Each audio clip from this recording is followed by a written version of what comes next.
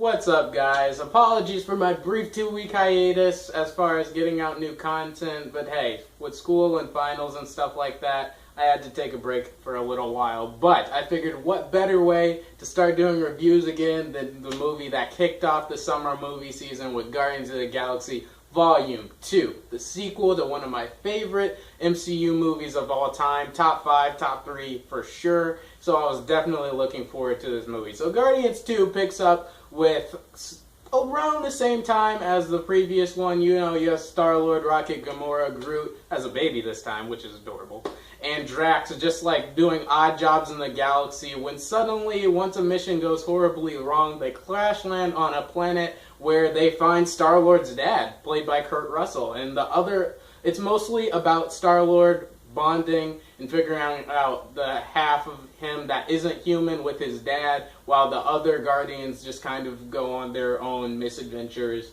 And it comes to a climax pretty satisfyingly, but I'll get into that a little later in the review. So anyway, what I liked about this movie is, to an equal or lesser extent, it more or less does an awesome job of replicating, like a sequel should, the things that made the first Guardians of the Galaxy so awesome. First of all, these characters are so much fun. You have Star-Lord, played by Chris Pratt. He has a lot more heart giving in his performance this time, and it just goes to show why Chris Pratt is one of my favorite actors working right now. The same can be said for Kurt Russell as Star-Lord's dad. He brings such a welcome presence. Kurt Russell is so much fun in whatever movie or project he's in, and he brings a welcome presence as Star-Lord's dad. Really enjoyed him in this movie. Drax is great. Okay, Drax had some of the most over-the-top, quotable, funny lines in the first movie, and his character is so much more fun this time around because you can see how the Guardians, being with the Guardians,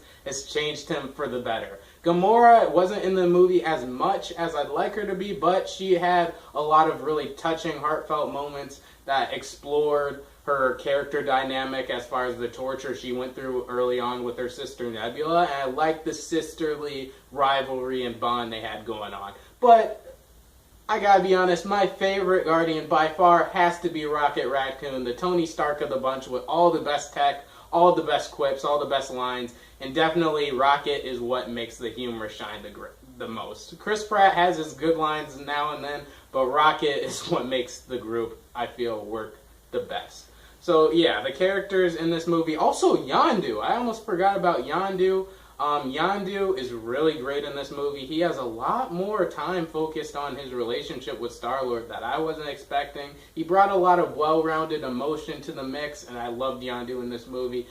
And as the trailers have given away by now, Baby Groot was adorable. He was awesome. I heard from some reviews that he was like kind of milked, and he was just kind of shoved down to his cuteness was just kind of forced upon the audience. I didn't feel that way. I felt like Baby Groot was cute and did everything, but also like he was kind of savage when he needed to be. Like, he was rough, he wasn't passive. He helped out the team in a lot of ways, so he wasn't just there for the cute factor. So yeah, Baby Groot was awesome too. I also loved the humor brought about by the characters, but the humor from a typical MCU movie is a lot different than the humor in a Guardians movie, and this time around really shows that. It's much more abrasive and rugged humor in that it's not a lot more less family-friendly jokes, but if they want to go that route, at least make the jokes land.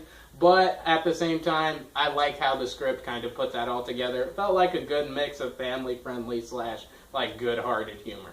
But also like adult and rugged when it needed to be. Another thing that really sets the tone of these movies is the music. So the retro tunes kind of feels like a character in itself, and it's played in all the right moments. It's called Volume 2 for a reason, folks. The awesome mix in this movie was really great. Although I personally prefer the soundtrack of the first movie, it was pretty great in this movie as well. Also, I really like how they did like the action, the humor, the characters. The action is great as usual. When the space battles are finally going down, it's really entertaining, although I wish there was more action in the movie spread out. So I guess this time where I get into some of the many flaws of this movie, which is, first of all, there's not enough action thrown out in the mix. there's some pacing issues where in the second act it feels like the movie just kind of slows down almost to a halt. It's like they focus on Star-Lord, they focus on his relationship with his dad, and then the movie just slows down and it's like, okay, the other Guardians aren't really doing anything, I don't really get what's going on, what movie am I even watching? So the second act was really slow, and it really bogged down the pacing of the movie, and I didn't like how the movie kind of confuses you. Sometimes you're laughing, sometimes you're like on the verge of crying. It didn't do a good job, as good as the first one, of blending the drama and the humor. But those are small nitpicks, besides some of the script that was kind of messy and the plot that really felt like it was beating itself over the head of how much time it was trying to cram into certain plot elements. Overall, I really enjoyed Guardians of the Galaxy Volume 2. I'm going to give it 3.5 stars. Definitely check it out in theaters if you get a chance. And yeah, that's all for this movie. I really enjoyed it. Alright guys, I'm Pac. Thanks so much for hearing my perspective, and I'm out for now.